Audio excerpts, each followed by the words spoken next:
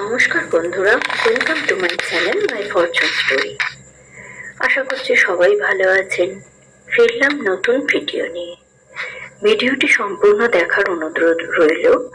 আর ভিডিওটি দেখে যদি ভালো লাগে তাহলে প্লিজ একটা লাইক করে দেবেন, আর যদি মনে হয় তাহলে চ্যানেলটি সাবস্ক্রাইব করে নেবেন।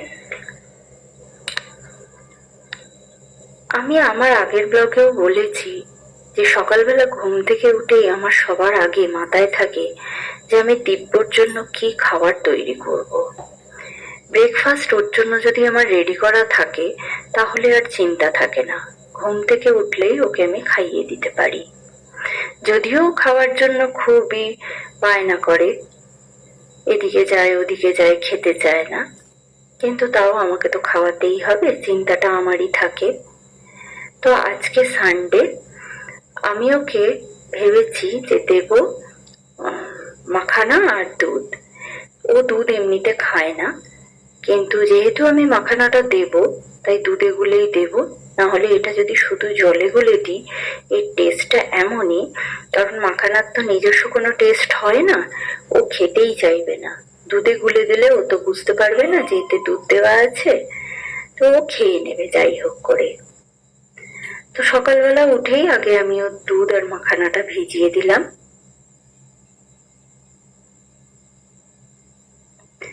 দুধ আর মাখানাটা ভিজতে একটু টাইম লাগে, তাই জন্য এটা আমি মোটামুটি গুলে আর একটা ঢাকনা দিয়ে রেখে দিলাম। সকালবেলা আমি আমার জন্য ব্রেকফাস্ট রেডি করলাম, ঢেঁড়স ভাজা আর রুটি। আজকে সানডে, আমার আশ্রমে যাওয়ার থাকে, তাই জন্য খুব অল্পের ওপর, খুব কমের ওপর কিভাবে ব্রেকফাস্ট করা যায়, খুব তাড়াতাড়ি যেটা হয়, এইরকম আমি একটা কিছু ভেবে নিই। কোনো কোনো দিন সম্ভব হলে আমি রান্না করেও যাই, কিন্তু কোনো কোনো দিন আমার মাছ না থাকলে তখন কিনে এনে রান্না করতে হয়, তখন আমার একটু প্রবলেম হয়ে যায়। যাই হোক, তবুও করতে তো হয়ই।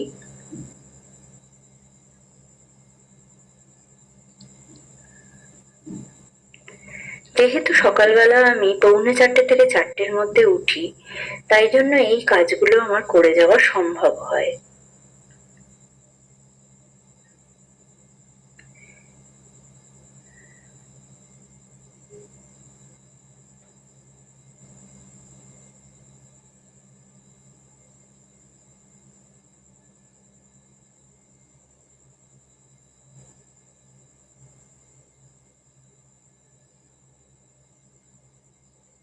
আজকে আমি দিব্যকে একটু তাড়াতাড়িই তুলে দেব, কারণ তাড়াতাড়ি না তুললে আমি আজকে আশ্রমে যেতে পারবো না।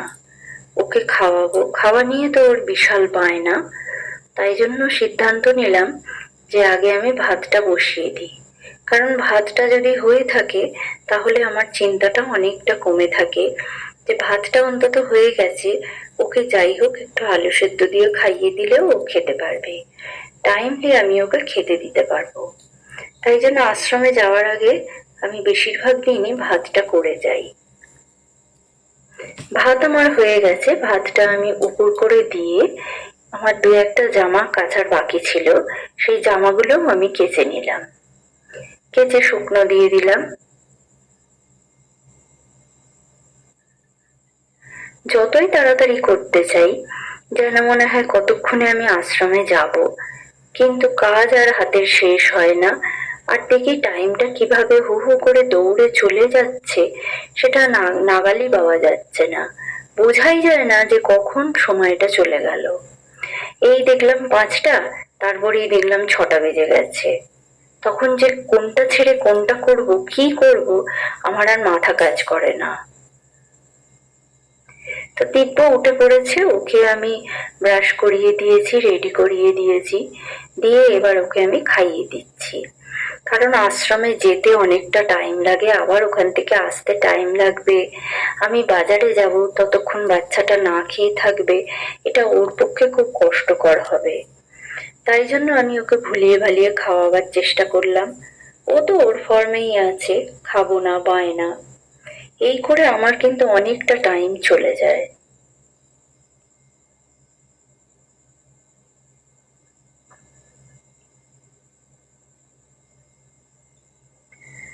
যাই হোক, বাহানা করেও শেষ পর্যন্ত ও সব খাবারটাই খেয়েছে। ওয়াক ওয়াক করছিল কিন্তু তুলে আর দেয়নি। তো আমরা দুজনে এরপরে রেডি হয়ে চলে গেলাম আশ্রমে। ও মা, মাঝ রাস্তায় গেছি, এমনকি ও তখন আমাকে বলতে শুরু করেছে যে মাম্মাম আমার পটি পেয়ে গেছে। তো তখন আমি কি করব? ওর পটি পেয়ে গেছে শুনে আমাকে চলে আসতে হলো আবার মাঝ রাস্তা থেকে ফিরে। তো মাঝ রাস্তা থেকে এসে ফিরে ও পটি করলো, ওকে পরিষ্কার করালাম, আবার রেডি করালাম, করিয়ে আস্তে আস্তে ততক্ষণে আশ্রমে পাঠ শেষ হয়ে গেছে। অঞ্জলি দেওয়া হচ্ছে, সেই মুহূর্তে গিয়ে আমরা হাজির হলাম। কি আর করবো, যতটুকুনি অঞ্জলিতেই অংশগ্রহণ করা যায় করলাম, কারণ কোনো কিছুই আমার হাতে ছিল না।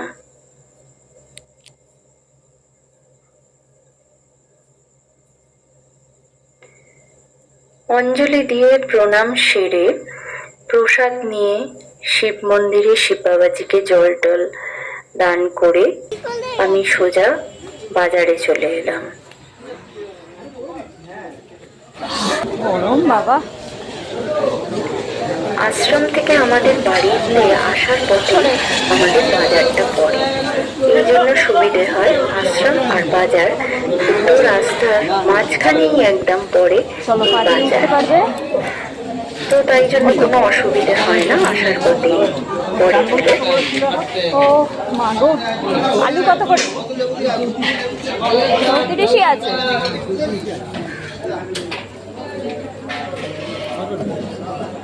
দিন 2 কিলোর মতো,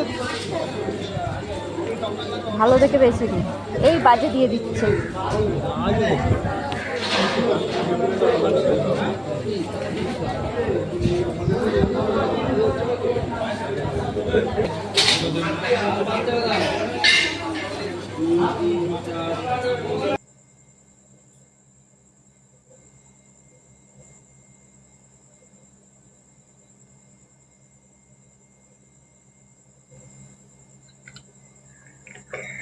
মোটামুটি আমি আলু, ডিম আর মাছ নিয়েই এই সানডেতে বাড়িতে ঢুকি, কারণ আর কবে বেরোতে পারবো কিনা, এর মাঝখানে একদিন যেতেই হয়।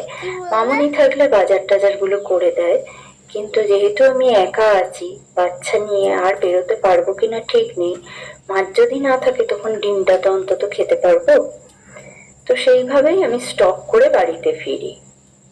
এরপর বাড়িতে এসে আমি স্নান সেরে নিলাম, কারণ একটা আমার ঘাড়ের ওপর বেশি চাপ আছে, ঠাকুর ঘরে পুজো করা। ওই যে বলেছি আগে যে ঠাকুর ঘরে পুজো করাটা আমার কাছে, আমাকে কেউ চাপিয়ে দেয়নি, নিজের মন থেকেই করি। যে আমরা জল গ্রহণ করব আর ঠাকুর শুকনো থেকে যাবে।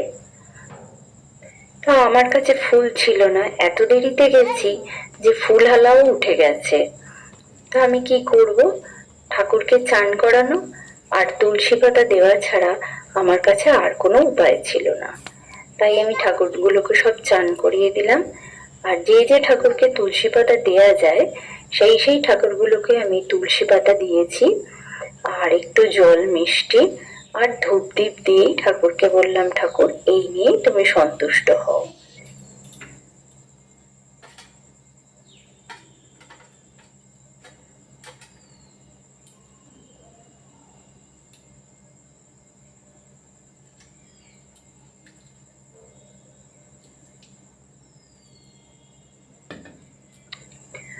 আমি যতক্ষণ পুজো করি দিব্য আমার কোলে বসে বসে দেখে। ওই এমনিতে দুষ্টু হলে কি হবে, ঠাকুর ঘরে গিয়ে খুব একটা কিছু দুষ্টুমি করে না, এটাই আমার জন্য খুব ভালো। আসলে দেখে ঠাকুর ঘরে কেউ নেই, তো ওই জন্য দুষ্টুমি করার সাহসটা আর পায় না। আবারও বলে দেবে যে কোন কোন ঠাকুরকে চান করানো হয়নি, কোন কোন ঠাকুরের পায়ে ফুল পড়েনি, ও সব দেখিয়ে দেয়। ঠাকুর পুজো হয়ে যাওয়ার পর এবার আমি নিচে যে মাছ কিনে এনেছিলাম সেই মাছগুলোকে ভেজে, এবার নুন হলুদ টলুদ মাখিয়ে, সরি ভেজে নয় ধুয়ে, মাছগুলোকে ধুয়ে আর নুন হলুদ মাখিয়ে মাছগুলোকে ভাজতে দিয়ে দিলাম। আমি যে কটা মাছ কিনে এনেছি সেই সব কটা মাছই আমাকে ভাজতে হবে, জানেন তো। কারণ কি, আমার বাড়িতে ফ্রিজ নেই। ফ্রিজ থাকলে এই মাছগুলো আমি স্টক করে রেখে দিতে পারতাম, আর যখন এই কাঁচা মাছ বার করে খেতাম তার টেস্ট অনেক বেশি ভালো হতো। কিন্তু আমার তো কোনো উপায় নেই, আমার যেহেতু ফ্রিজ নেই সেহেতু আমাকে সব মাছগুলোই এইভাবে ভেজে রেখে দিতে হয়। তার জন্য আমার অনেকটা টাইম চলে যায়।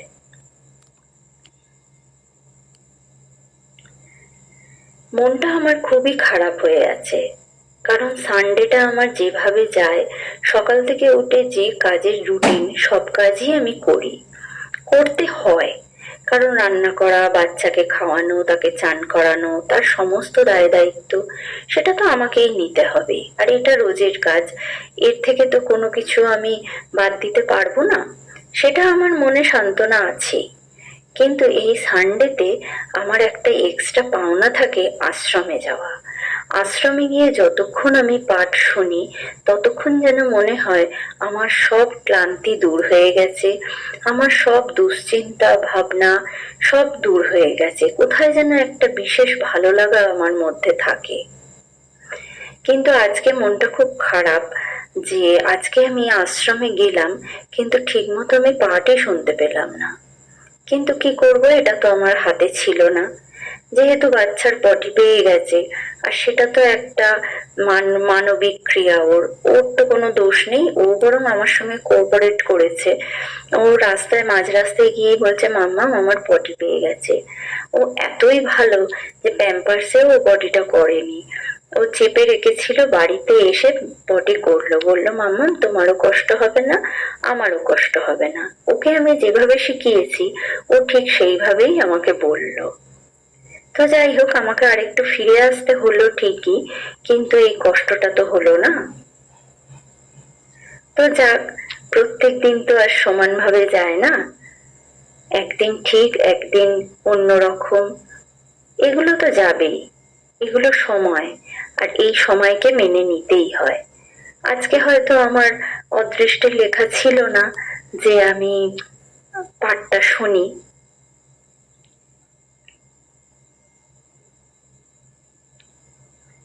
দিব্যর জন্য আমি যে মাছগুলো কিনে এনেছিলাম সেই মাছ দিয়ে আলু দিয়ে তরকারি করলাম।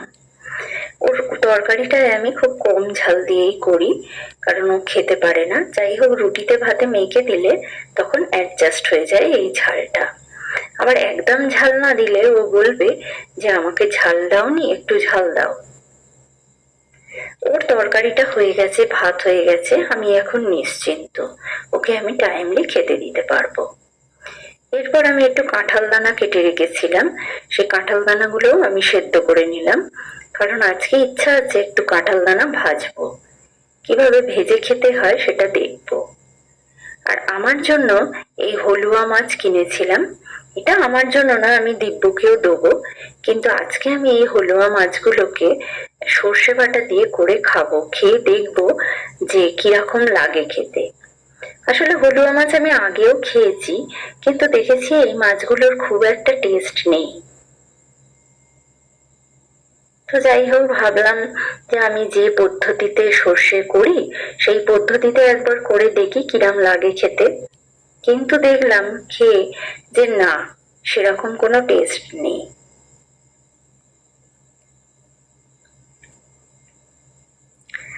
রান্না করতে করতে হঠাৎ ফোন এলো, তো ফোনটা তোর রিসিভ করলাম।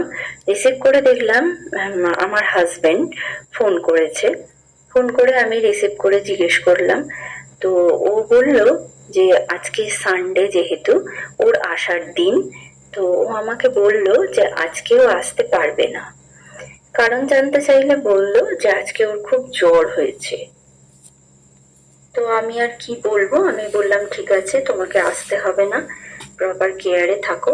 ও বলল যে ও অ্যান্টিবায়োটিক শুরু করে দিয়েছে, মোটামুটি এখন কালকে থেকে আজকে একটু ভালো আছে।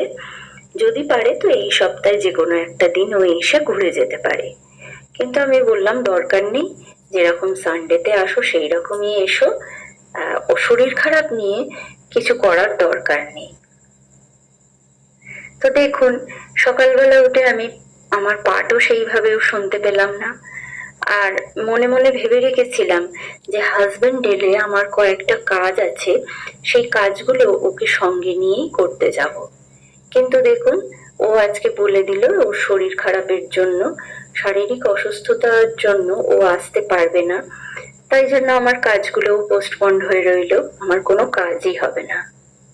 তো আজকের দিনটাই বোধহয় আমার এই রকমই ছিল, যে কোনো কাজই হলো না। তো যাই হোক, সব দিন তো সমান যায় না, কোনোদিন ভালো মন্দ সব মিশিয়েই আমাকে চলতে হবে, যখন কিছু করার নেই।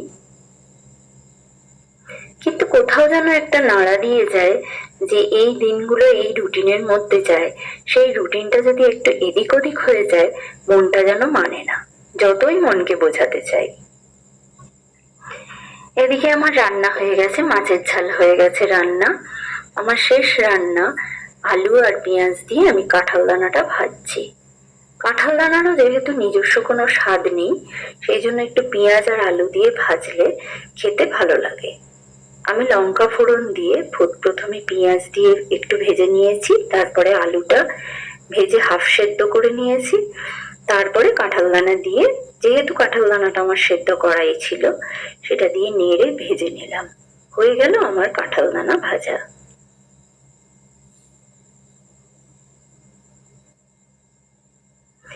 এইবার আমি চলে এলাম দিব্যকে স্নান টান করিয়ে দুপুরবেলা লাঞ্চ করাতে। ও আজকে আর খুব একটা বড় ঝামেলা করেনি, কারণ সকালবেলা উঠে অতটা হেঁটে গেছে আবার এসেছে, তো তার জন্য ওর একটু টায়ার্ডনেস আছেই, সেটা আমি বুঝতে পারছি। ও বারবার বিছানায় শুয়ে পড়তে চাইছিল, তো চান করাতে দেখলাম একটু ওর শরীরটা ঠিক হয়েছে, তাই একটু দৌড়োদৌড়ি হাঁটাহাঁটি করছে। আমি ওকে যখনই খাওয়াতে এলাম, ও আর তখন আর বেশি বিরক্ত করেনি আমাকে, আজকে তাড়াতাড়ি খেয়ে নিয়েছে।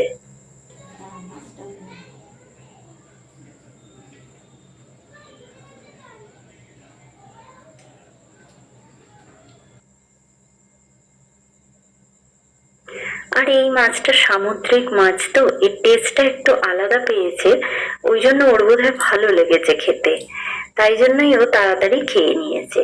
আবার বলছে খেতে খেতে মাছটা দাও আমাকে, তো আমিও দিচ্ছিলাম।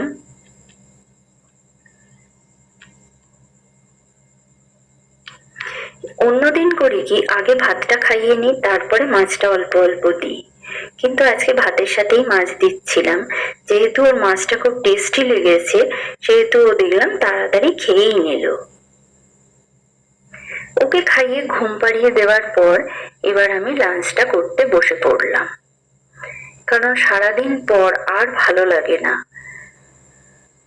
সারাদিন পর যখন আমি এই লাঞ্চটা করতে বসছি, সত্যি কথা বলতে কি আমার আর খেতে ইচ্ছা করছিল না, যেন মনে হচ্ছিল কখন শুয়ে পড়বো।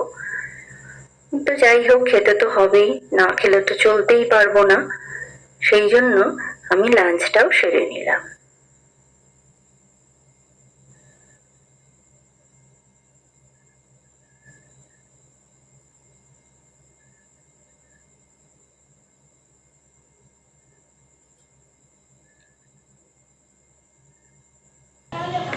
আজকের লাঞ্চ হলো আমার মাছের ঝাল সর্ষে দিয়ে কাঁঠাল দানা ভাজা। হ্যাঁ, তারপরে কি আমি খাবো পেলে তারপরে হর্ষইতে তুইতে উচ্চতে ইঁদুর ছানা, সানা ভয় মলে দীর্ঘইতে তুইতে কাল পাচ্ছি পাচে ধরে হর্ষউতে সৌতে উচ্চতে মুক্তি তুলে দীর্ঘউটে গৌতি আছে ঝুলে বাহ। তারপরে নিচে নিচে শিমশাই বসেন বুঝান তারপরে তারপরে এতে এইগুলা আমি শুতেছে। হ্যাঁ, ওইতে উঠে ওঠার ভালো দেখো, ওই দেখো ভাই, উঠেছে চাঁদ উঠেছে। হ্যাঁ, ওতে ওতে বলছেও না, বলবে এগুলোয়। ওতে ওতে প্রসাদ খেতে নিজে নিজে বল।